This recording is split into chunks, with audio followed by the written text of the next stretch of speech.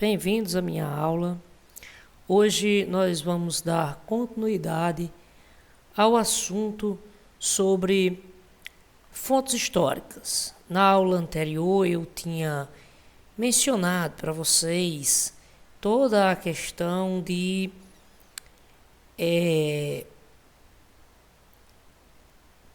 como a história ela é contada, quais são os personagens que fazem parte da história, e tudo isso é muito importante. Antes de eu entrar na pauta da aula, só um aviso, tá, pessoal? Como é do conhecimento de vocês, eu trabalho em Marizal e em Severiano Melo. E nas terças-feiras está chocando os horários, certo? Então, eu tenho aula ao mesmo tempo em Severiano Melo e em Marizal. E para tentar contornar essa situação, eu faço assim, certo? Uma terça eu entro no Meet com vocês, na próxima terça é aula gravada, tá bom? Então é sempre assim. Então, como nessa terça-feira eu estou colocando esse vídeo para vocês, essa aula, né, mesmo conteúdo, tudo normal. A diferença é que não é ao vivo, tá? E qualquer dúvida, você vem aqui no grupo, nosso grupo do WhatsApp, e pode fazer perguntas, tá certo? Eu estarei respondendo assim que possível. Então, na próxima terça-feira, eu entro ao vivo com vocês pelo Meet, tá bom? E aí coloco a aula gravada para Severiano Melo. Então, eu estou tentando justamente conciliar esse tempo. Dito isto, vamos ao tema da nossa aula. Então, o conhecimento histórico, né, ele está muito ligado ao aspecto, né, do que o historiador extrai de informações, né? E para extrair informações, ele utiliza como auxílio para compreender o passado as fontes. Então, as fontes elas podem ser as mais diferentes possíveis, né? Pode ser um documento, pode ser uma obra de arte, pode ser uma música, pode ser uma lenda. Muitas vezes não existe nada de material para ser analisado, e sim algo imaterial, né? Uma lenda, alguma situação desse tipo. E nesse aspecto, mesmo nesse aspecto, existe possibilidade de esse ponto ser uma fonte histórica. Então, o historiador, ele vale-se de várias fontes, né? Não existe só uma. Aqui o livro traz para nós discutirmos justamente a um ponto emblemático, né, muito importante da nossa história, que é o 7 de setembro. O 7 de setembro é justamente esse marco importante, né, da nossa história, que marca justamente o período em que o Brasil se torna uma nação independente. Quem fez esse processo, né, quem esteve à frente desse processo, foi Dom Pedro I. E aí nós temos como um marco, né, uma data histórica, que foi o 7 de setembro de 1822. Tanto é que todo ano, o 7 de setembro, todo ano o 7 de setembro, ele é um feriado, né? Um feriado. Pois bem, e o que acontece?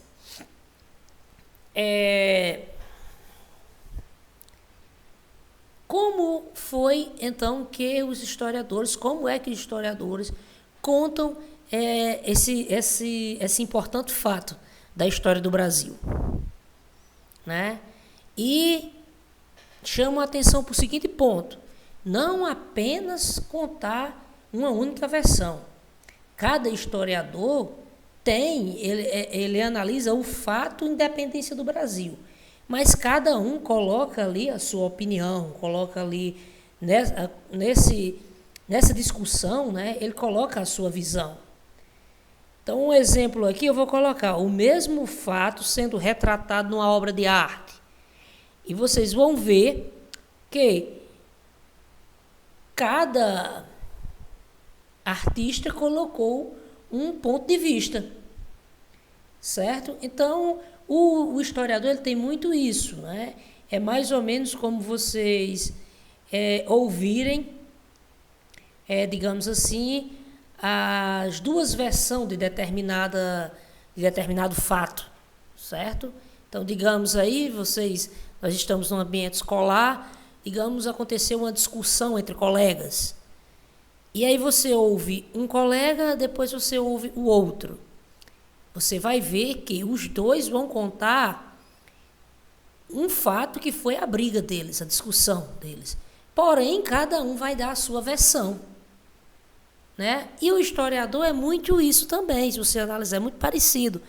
Ele vai contar um fato histórico, que é de conhecimento de todos, porém, ele vai trazer para a discussão a sua visão sobre aquele fato. Veja só aqui, só destacar aqui para vocês, olha. Utilizando como fonte histórica obras de artes, né? Então, muitos artistas, por exemplo, representaram em pinturas o momento em que o Brasil tornou-se independente. Entre eles, né, o francês François René. Em 1844, pintou a obra, né, Proclamação da Independência. E Pedro Américo, né, também pintou a Proclamação da Independência, chamando a tela que ele fez lá, né, de Independência ou Morte. A diferença de tempo, vocês podem ver aqui, né? Um fez a sua obra em 1844, o outro em 1888. E aí eu vou mostrar aqui as duas telas para vocês. Está aqui, ó, a pintura de René, François René, Independência, certo? E a de Pedro Américo, também conhecida como a tela Independência ou Morte. E aí vocês veem, analisem bem as telas, observem bem, cada uma elas estão contando o mesmo fato histórico, e ainda que é a proclamação da independência do Brasil. Porém, vocês podem observar que existe uma visão diferente entre um pintor e outro. Observe na primeira tela que Dom Pedro ele é citado nas duas telas, mas observem que o contexto é diferente. Na primeira tela você vê o povo, né? A figura do povo estando na proclamação da independência do Brasil, certo? Dom Pedro fica ao centro, né, como o grande nome desse processo, mas o povo aqui ele é representado. Na segunda tela, se vocês observarem bem, não tem a população. Tem Dom Pedro ao centro, né? Você pode observar, e todo o exército, né? A cavalaria, né, do exército junto com ele. É como se o povo estivesse excluído. Ah, Francis Mar, mas olha aqui o número 3, tem um homem. Então observe como o autor da obra retratou o povo nesse processo. O povo, ele observava, como você vê aqui, ele colocou um boiadeiro, né, que ia passando ali, ele pintou, como observando o que estava acontecendo, sem muito entender o que de fato estava ocorrendo. Olha aí, pessoal, como vocês veem, olha, sobre o mesmo fato, independência do Brasil, duas visões. Entre os historiadores, também isso acontece. Um historiador pode contar determinado fato de um jeito e outro historiador contar esse mesmo fato, mas com uma abordagem nova, certo? E aí vocês podem avançar um pouco, né, para a página 22, está aqui, os conceitos importantes para a história. A história, ela utiliza como como fundamentos para os seus estudos, né, diferentes fontes. Então, pode ser conceitos importantes sobre a política, né, a política. Então, o termo política faz referência ao exercício de alguma forma de poder, né? E esse exercício do poder está relacionado a um processo de interesse. Assim, quando alguém tenta, né, descrever o que está acontecendo, algum processo político em um país, ele vai, então, atribuir ali também uma leitura política daquele momento. E aí vocês veem aqui um exemplo, né? Estudantes protestam contra o uso indiscriminado de armas de fogo em Washington. Então, veja só, você vê aqui que nós estamos na maior democracia do mundo, que é os Estados Unidos da América, e aí o que acontece? O povo aqui participando de um movimento político, né? Em protestos, né? A questão de um maior controle sobre as armas de fogo, que acontecem vários casos lá, né? De assassinatos. Então, tudo isso é assegurado. Essa mobilização política é comum nos países ditos democráticos. E o que é um país democrático? Aí você vai vir com aquela resposta mais direta, né? Francismar, um país democrático é onde existe democracia, é onde existem eleições, né? Onde o povo participa dos eventos políticos.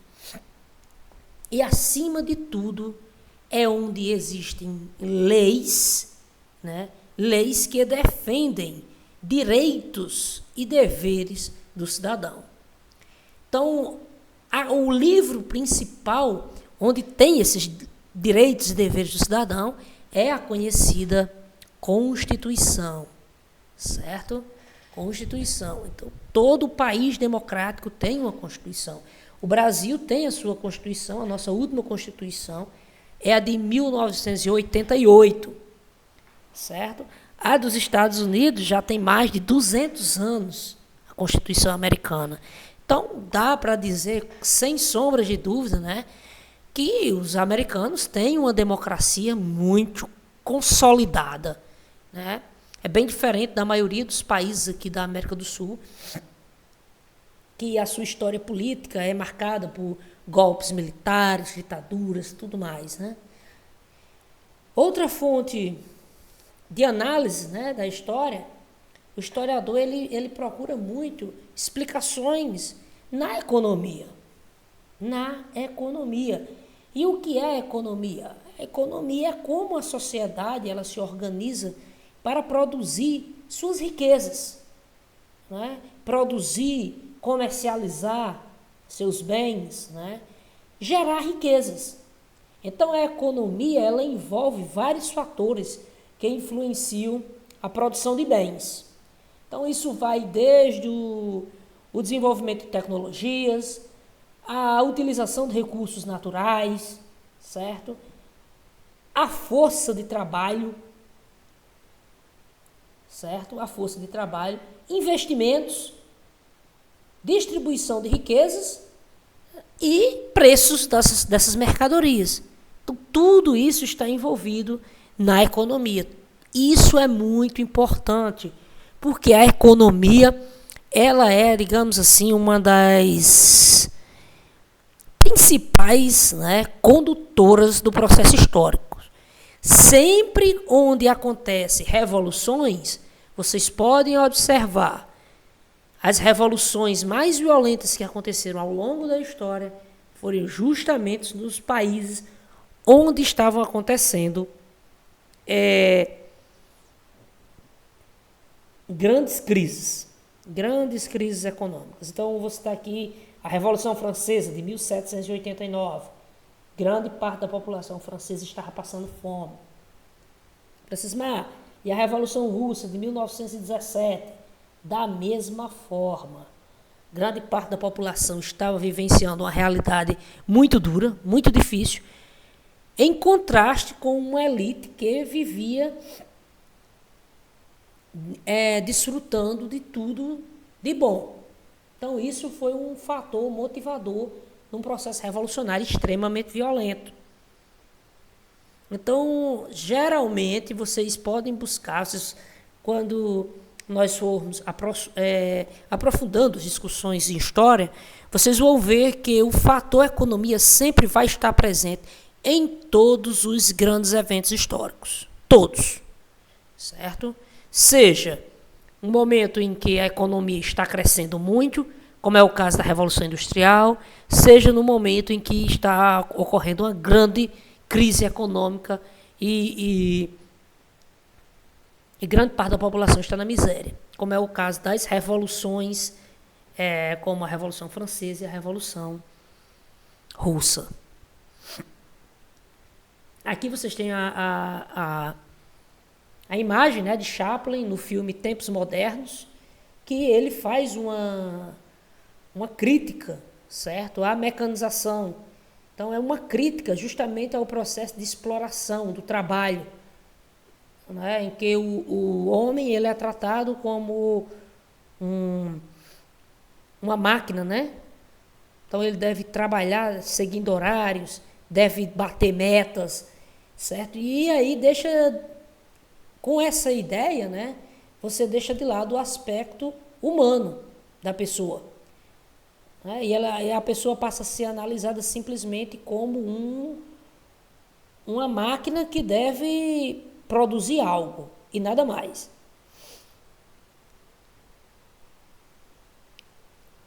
Então, dentro do trabalho, cada trabalho tem um objetivo que é a produtividade. Então, você tem aqui 4 imagens, né, de pessoas trabalhando, uma rendeira, né, um casal de pescadores, um homem trabalhando na produção de rocambole, né, e outra, uma agricultora. Observe isso aí. E aí o que vai acontecer? O trabalho é outra análise, é uma outra fonte que o historiador utiliza para atender justamente o trabalho. Ele é criado justamente, né, pelos indivíduos para atender às suas necessidades. Inicialmente, esse trabalho era para atender necessidades básicas. Hoje, numa sociedade de consumo, nós vemos que o trabalho ele foi mercantilizado. Então, existem preços, né, pela hora de trabalho. Então, existem trabalhos que são economicamente mais valorizados que outros. Isso aqui está ligado à qualificação, à questão da tecnologia. E isso faz com que, por exemplo, uma rendeira dessa, digamos, né, não estou diminuindo a importância, mas uma senhora como essa, ela trabalha o dia inteiro, provavelmente no fim do mês, o máximo que ela vai ganhar é 1 ou 2 salários mínimos. E você pode ter, ao mesmo tempo, um empresário ou uma pessoa que trabalha no setor de computação, que tem uma mão de obra extremamente qualificada. Então, ao fim do mês, essa pessoa pode ganhar o suficiente a 40 vezes o que uma rendeira dessa consegue produzir. Então, existe aí uma valorização monetária, que eu estou falando, né, da mão de obra. E essa valorização, logicamente, no sistema capitalista, ela gera uma desigualdade. Com certeza ela gera uma desigualdade.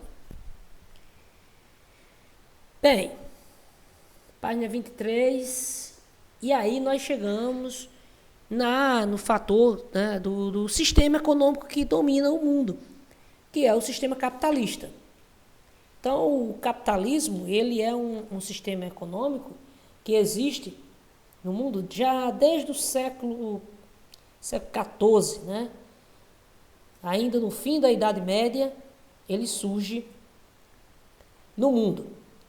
E, desde a Idade Média, que o sistema capitalista ele vem acumulando. Né? Qual é a ideia do capitalismo? É acumular e multiplicar o capital. Né? Multiplicar o capital, sempre objetivando o lucro.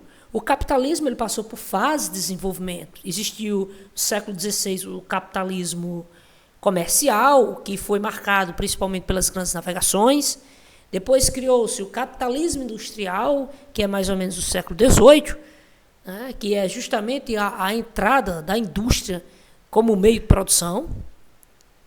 E no século XIX para o século XX vai surgir as fases, né, do capitalismo financeiro monopolista, que é já o surgimento de grandes empresas, né, como aí que são marcas internacionais até hoje, como um exemplo, a Nike, a Coca-Cola, a McDonald's, né, são referências.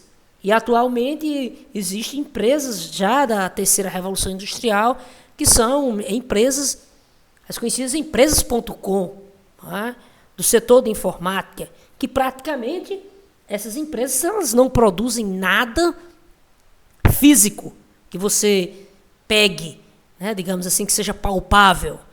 Não. Essas empresas, elas produzem, elas ganham, elas valem bilhões e tudo que elas produzem é informação. Quanto é o valor hoje de uma empresa como o Instagram, como o Google, né, o Facebook?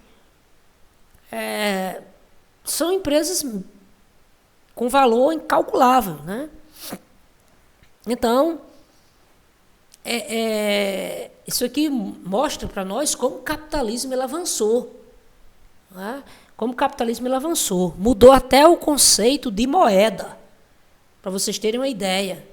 Antes, na fase inicial do capitalismo, o dinheiro era medido pela quantidade de ouro que as pessoas tinham, conhecido como período como metalismo. Posteriormente, né, isso criou o padrão dólar, né, que é o acúmulo de cédulas. As riquezas das pessoas era justamente, né, a quantidade, capacidade de dinheiro. E hoje nós vivemos a era já das moedas, né, das moedas digitais. O dinheiro ele foi completamente digitalizado. Então as pessoas hoje recebem salários e pagam suas contas sem nem sequer pegar em cédulas, né? Só através de informação. O empregado lá entra na conta dele, uma informação dizendo que ele tem R$1.500 na conta, né? Ele sai pagando as contas dele, sai fazendo a feira, abastecendo o carro, pagando também com informação, transferindo lá, transferiu R$500 para a conta lá do posto de combustível, R$500 lá para a conta do supermercado. E o que foi isso? Você não teve nenhuma cédula, nada de dinheiro em espécie que você pegasse nele, né? Só informação. Olhe como o capitalismo ele muda rapidamente. Então, o capitalismo, por sua vez, né, o indivíduo possui, certo? Ele busca o lucro. O capitalismo, para você ele funcionar, ele funciona à base do lucro, a busca constante pelo lucro. Isso para os grandes capitalistas, né, os senhores do dinheiro. Esses aí lucram muito. E quem não tem dinheiro assim para investir, como em indústrias, em fazendas, fábricas, quem não tem esses recursos, eles vendem o que eles têm de maior valor, sua mão de obra, né, em troca de um salário. Certo? Em troca de um salário. Então, tudo isso aí faz parte de um sistema econômico conhecido como capitalismo. Então, hoje, e devo destacar aqui, né, o sistema capitalista, a base dele é o consumismo. É o consumismo. Então, os capitalistas pagam, está aqui, ó, gente, vocês já podem ver. Os capitalistas pagam um salário às pessoas. Então, quem trabalha recebe um salário. Um exemplo está aqui, eu estou dando essa aula. Estou sendo pago por essa aula. né? Então, estou vendendo minha força de trabalho. Nessa relação de trabalho, os capitalistas lucram com a venda de mercadorias. Então, o sujeito lá trabalha numa indústria de calçados. Então, ele trabalha 8 horas por dia fabricando, né, os calçados. E o dono da fábrica vai justamente lucrar com o trabalho, com o resultado do trabalho desse assalariado, né? No fim de tudo, isso é transformado em lucro. E com o dinheiro arrecadado, o capitalista vem e paga o salário dos seus funcionários. O que sobra é o seu lucro. Então, é sempre assim essa relação, né? O sistema capitalista é um sistema de classes. Então, existe a classe mais privilegiada e a classe menos privilegiada, que é a classe dos trabalhadores. Veja só aqui. O sistema capitalista ele é um reflexo da desigualdade. Sempre vai existir desigualdade no sistema capitalista.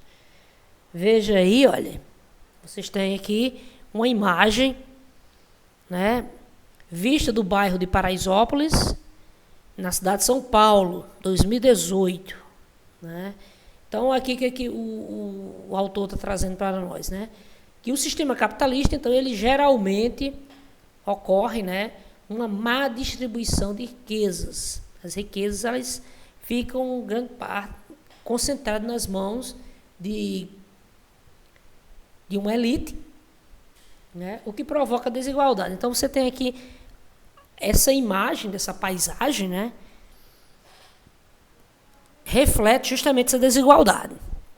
Então, você tem, provavelmente, a população que vive aqui nessa favela, né, o padrão de vida dessa população é muito diferente da população que está habitando esses prédios, né, esses prédios mais luxuosos. Isso já mostra que existe uma desigualdade social muito comum. Bem, uma das políticas econômicas que mais ficou famosa na história, né, foi o liberalismo. Outra fonte dos historiadores.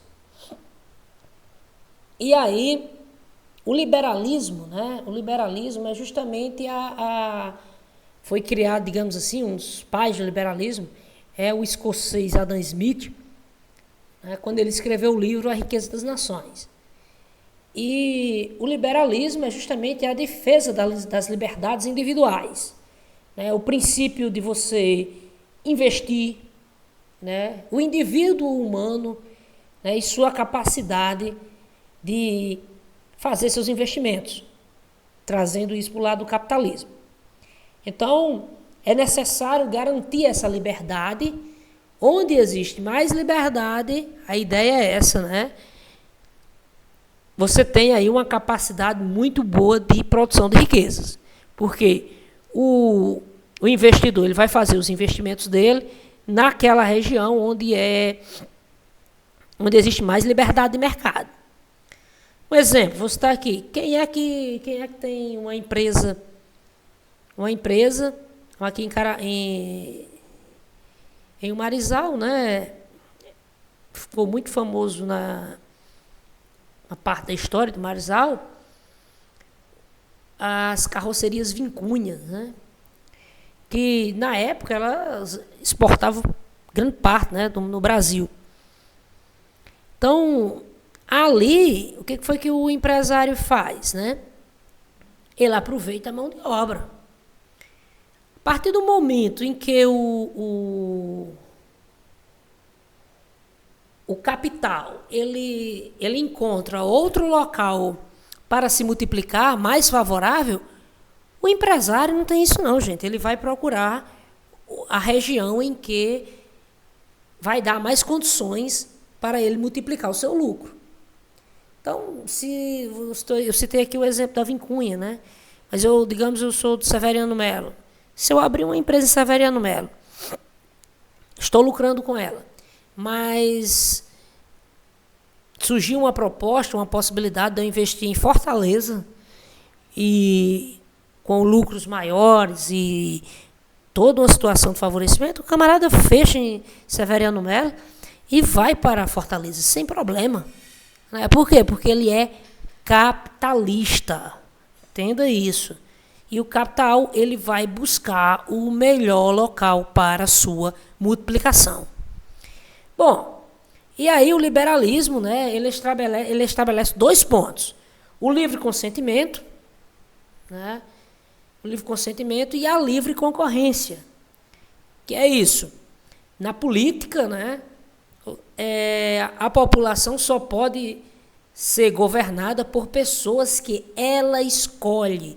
Daí porque, certo, a ideia, né, de democracia passa aqui, né, pela ideia de política. Então, a população ela é governada pelas pessoas que ela escolhe. Desde a Câmara de Vereadores, o prefeito, até chegar na Câmara de Deputados, o Senado e o presidente. Tudo isso aí é uma livre escolha da população. O poder está no povo, né, que o exerce livremente por meio de seus representantes. Assim diz nossa Constituição. E aí, certo, o segundo ponto, né, que é a livre concorrência. Ou seja, o mercado ele é baseado na liberdade de compra e venda.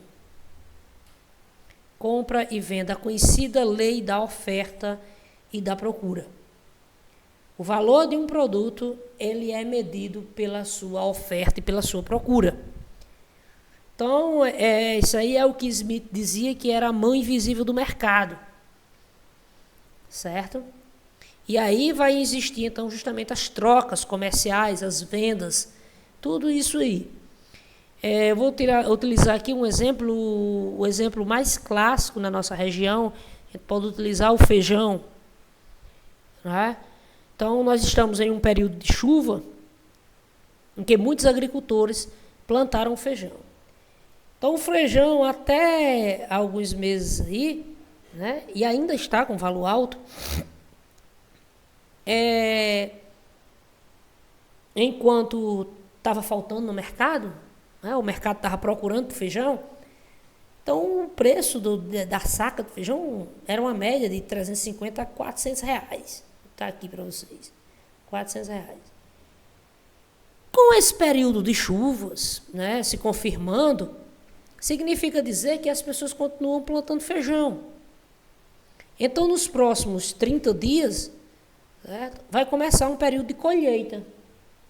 E aí o mercado vai começar a ser abastecido. Então, ó, na primeira etapa, eu estava mostrando para você que o mercado estava procurando. Mas só que a oferta era pouca. Tinha pouco feijão no mercado. Nos próximos 60 dias, 30, 60 dias, o que vai acontecer? As pessoas vão começar a colher feijão e vão começar a vender. Então, as primeiras pessoas que comprarem, né, que colherem suas sacas de feijão e forem vender, eles vão vender a um preço muito alto, muito bom. Né? Mas, conforme mais pessoas forem apanhando feijão e vendendo, o mercado vai começar a ser abastecido. Então, o mercado sendo abastecido vai diminuir a procura e, consequentemente, o preço, que antes era de 400 reais, vai cair para 200, 100 e assim vai. Estou dando aqui um exemplo. Certo? Então, o liberalismo, ele tem essa ideia, né, que tudo é regulado pela lei da oferta e da procura. O Estado, ele não deve intervir. O que é o Estado? O Estado é o governo, né? Intervindo na economia, com investimento. Não, tudo deve ser regulado pelo mercado. Essa é a ideia dos liberais. Certo? É a ideia dos liberais. Então, isso é deixar o mercado sem nenhum controle, só pela lei da oferta e da procura, é um risco muito grande, que tem levado a constantes crises econômicas.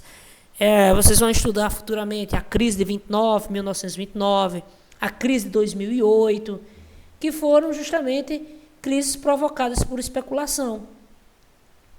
O governo não intervia, né, e simplesmente as pessoas estavam conduzindo suas relações econômicas, né, só pela lei da oferta e da procura, sem nenhuma regra. E se você não tem nenhuma regra, significa que você vai querer lucrar o máximo. Nessa situação aí, meu amigo, então você tem aí um grande terreno para situações, né, que levam a crises econômicas. Bom, então, quando você tem um Estado na economia, presente na economia, o Estado ele também é investidor. Não é só o empresário individual, o empresário privado. O Estado, ele investe também para garantir, né, que a população de baixa renda, digamos assim, ela tenha acesso a recursos também. Certo? Então, eu vou dar um exemplo aqui. Imagine que eu vou dar o exemplo da educação. Imagine aí se a educação ela fosse só privada. Então, só iria estudar, né, quem os pais tivessem condições de pagar uma mensalidade. Então, aí se torna muito cruel a realidade, né, e exclui uma grande parte da população. O debate é sempre bom, né? O debate é sempre bom, de ideias, porém existem, eu poderia dizer, situações que devem ser bem avaliadas. Então veja aqui, olha, uma charge, você tem, basta a intervenção do Estado na economia, ou seja, aqui, observe o gráfico. Então, aqui é um empresário. A ideia do empresário de lucrar. Então, você vê aqui que a economia está crescendo, vai tudo muito bem. Então, o empresário vê o Estado como um problema, como um competidor. Então, ele diz o quê? Basta a intervenção do Estado na economia. Ele não quer que o Estado esteja intervindo na economia. Ele quer agir só. Observe a expressão do empresário. Né? E agora vamos mudar o contexto. Na segunda charge, você vê uma crise econômica, olha, o gráfico aqui mostrando que a economia está despencando. Então significa dizer o quê? Que o empresário por si só, ele não vai conseguir resolver o problema. E agora ele utiliza a mesma frase, agora num contexto diferente, para resolver essa situação. O que o empresário diz? Basta a intervenção do Estado na economia. É só o Estado entrar, investir, regular tudo, nós vamos voltar ao normal. Observou aí como a mesma frase ela é utilizada em contexto diferente, apresentando significados diferentes. Né? Então, pessoal, essa é a nossa aula. Até a próxima. Né? Valeu.